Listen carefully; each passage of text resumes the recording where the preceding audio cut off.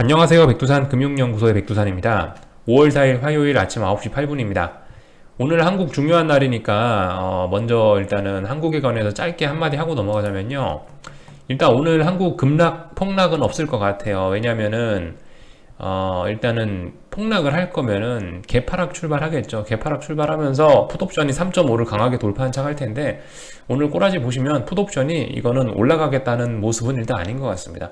오늘 물론 폭락할 수도 있겠죠. 무슨 뉴스가 나오면. 근데 오늘 폭락은 쉽지 않을 것 같고, 오늘 같은 경우는 제 생각엔 요건 것 같아요. 여기 이 주변에 있는 매물대 소화, 뭐 곧버스로 따지면 뭐 여기 있는 매물대 소화 과정을 하루 더 거친다든가, 뭐 곧버스로 아니 저기 코스닥 시장으로 말하자면 뭐 단기 급등에 따른 피로감, 그러니까 단기 급락에 따른 이런 피로감, 뭐 이런 거에 의한 뭐 쉬어가기. 하여튼 오늘은 좀 이런 느낌의 장일 것 같아요. 아침에 갭으로 특별한 일을 뭐 어떻게 벌이진 않았으니까 오늘 움직임이 일단 개인적으로 좀 제한적일 것 같다. 뭐 이런 이야기를 좀 드리고요. 한국 시장 말고 이제 참 미국 시장 봐야 되겠죠. 미국 시장 같은 경우는 어젯밤에 혼조 마감입니다. 참 애매하게 마감을 했어요. 나스닥, S&P 둘 다 그러니까 방향성이 다르죠. 나스닥은 하락했고 S&P는 상승 마감했습니다. 물론 정도가 둘 다 크지는 않은데 아무튼 나스닥은 13,800을 일단 붕괴시켰거든요. 여기 나온 이 지수는 뭐 이건 하여튼 모르겠고 우리가 보고 있는 선물 기준으로 해서 13,800을 붕괴시켰습니다. 심상치는 않아요. 지금 미국 시장이 강해서 그나마 이렇게 아시아장이 뭐 한국장이 이렇게 약한데도 불구하고 폭락을 하지 않고 버티는 거거든요. 근데 지금 일단 나스닥도 13,800을 재차 붕괴시켰다는 얘기는 뭔가 좀 미국도 꾸리긴 하다는 거예요. 뭔가 뒤가 꾸려요. 근데 아무튼 여전히 애매한 상황입니다. 그 변동성 지수 보여드리면서 말씀드렸지만 지금 변동성이 지금 요렇게 죽다가 탁 튀어 올라가고 지금 여기 어딘가에서 계속 버티고 있어요. S&P 같은 경우는 계속 올라가고 있는 이 차트 모양과 이 변동성 지수를 이렇게 더해서 두 개 같이 생각을 해보면은 S&P 지수는 폭등의 가능성도 있습니다. 여전히. 그렇지만 지금 S&P만 이제 전 세계에서 가장 강하고 얘만 올라가고 있어요. S&P만. 어젯밤 나스닥 같은 경우도 심상치가 않긴 해요. 물론 많이 빠지지는 않았는데 중요한 라인을 붕괴시켰으니까, 그죠? 중요한 라인을 붕괴시켰으니까 이런 얘기 드리는데, 나스닥 변동성 같은 경우도 지금 이런 모양 만들어 놓고 여기서 지금 중요한 라인을 붕괴시켜 놨단 말이죠. 그러면 나스닥 같은 경우는 이렇게 두 개 조합해 보면은 일단 또 폭락의 가능성이 또 있다라고 또 이야기할 수도 있을 거예요. 지금 폭등 이야기를 하는 게 변동성 지수가 계속 숨죽이고 죽여 있으니까 여기서 이제 변동성 터질 수 있으니까 이제 폭락을 이야기하는 겁니다. 다만 방향성이 지금 나오지 않은 상황이죠.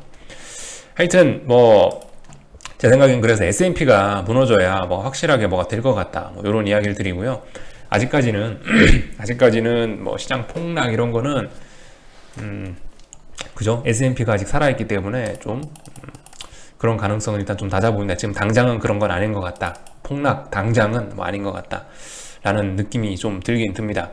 뭐 솔직히 한국 입장에서도 뭐 큰 문제는 되지 않아요. 이런 식으로 그냥 옆에서 버티면서 매집하면 됩니다. 뭐 이렇게 뭐 옆으로 한 3거래일 더 기다가 폭락을 해도 이상하지 않아요.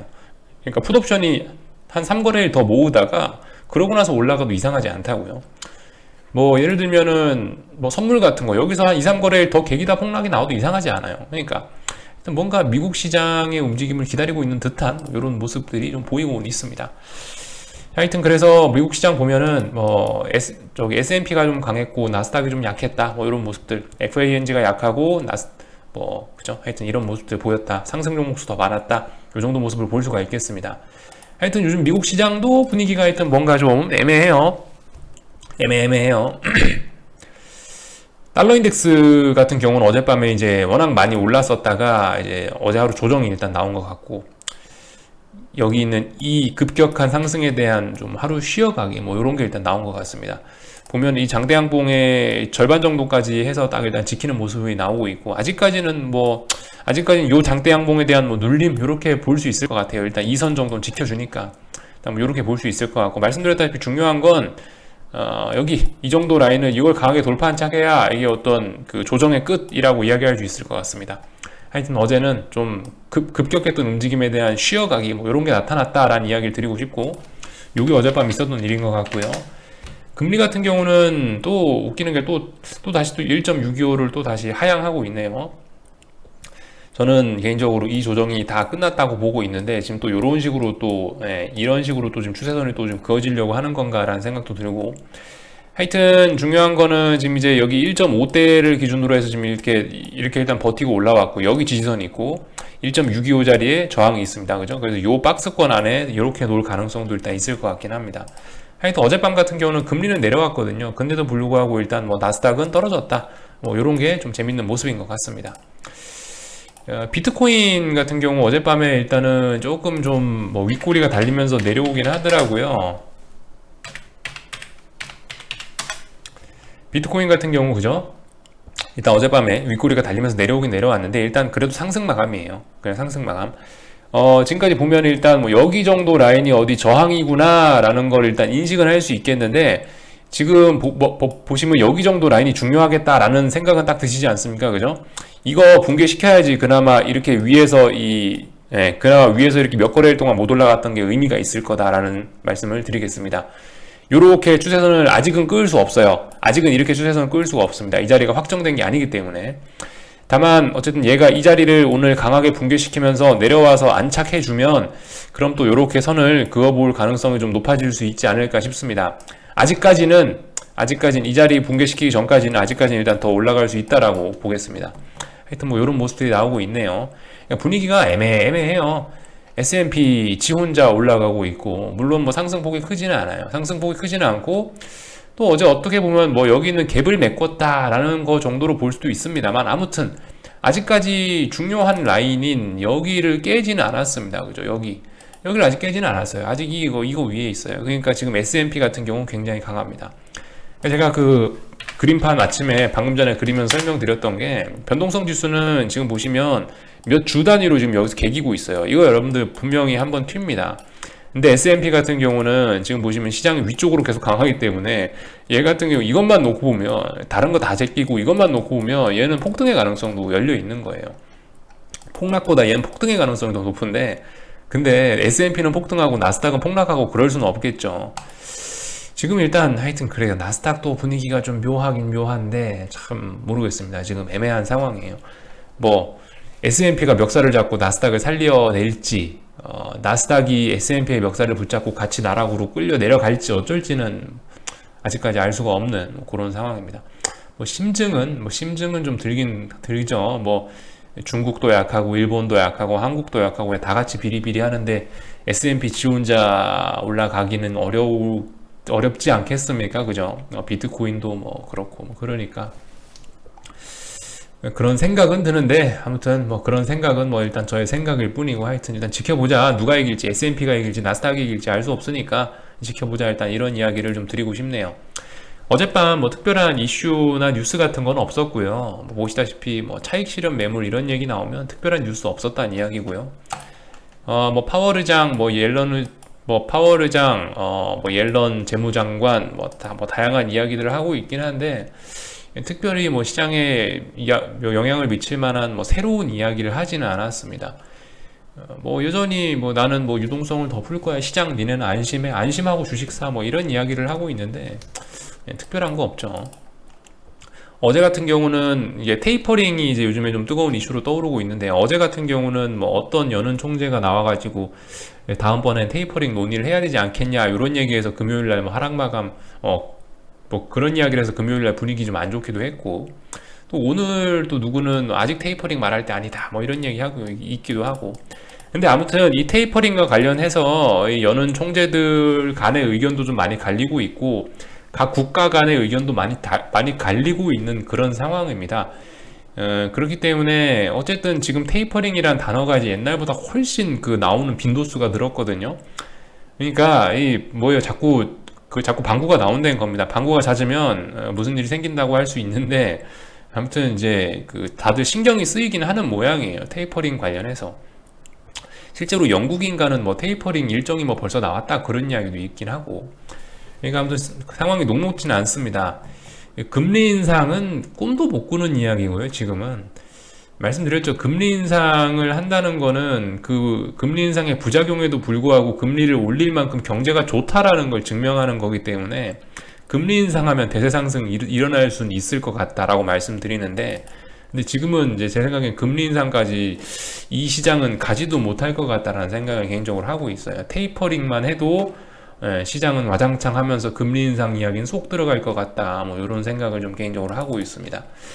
아무튼 뭐 자주 드리던 이야기이기도 하고 뭐 더 이상 뭐 맨날 뭐 하던 얘기니까 특별히 더 이야기하지 않고요.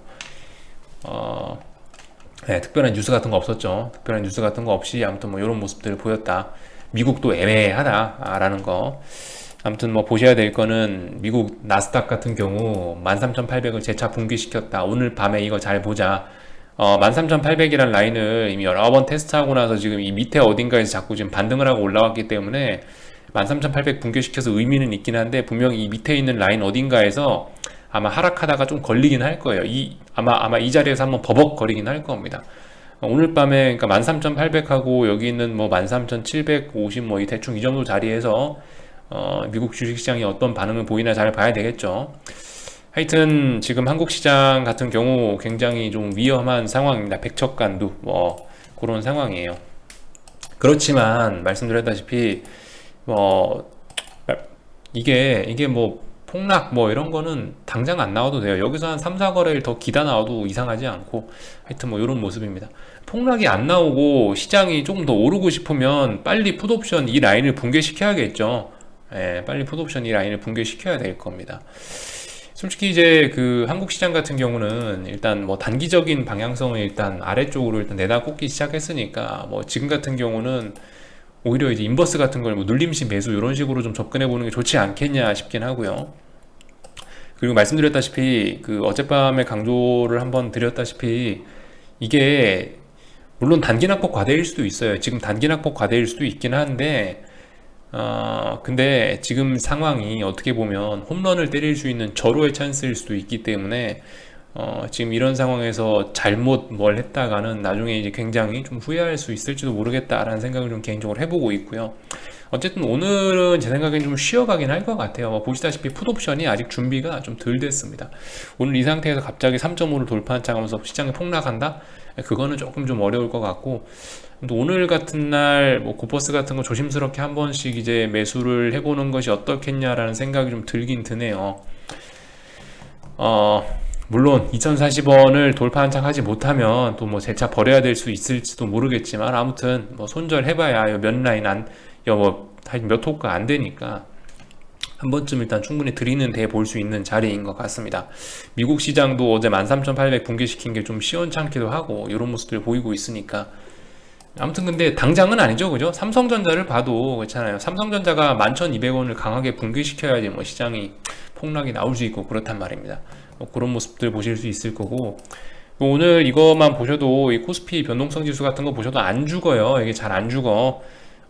지금 전 세계 변동성 지수들이 잘 안 죽습니다. 그러니까 뭔가 한번 슈팅 줄긴 줄 거예요. 근데 지금 상황에서 시장이 폭등을 준다? 그거는 좀 일단 코스피만 봐도 어려워 보이지 않습니까?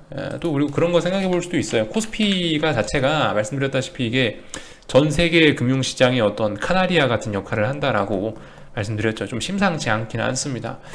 가장 경기 민감한 게 코스피거든요, 사실.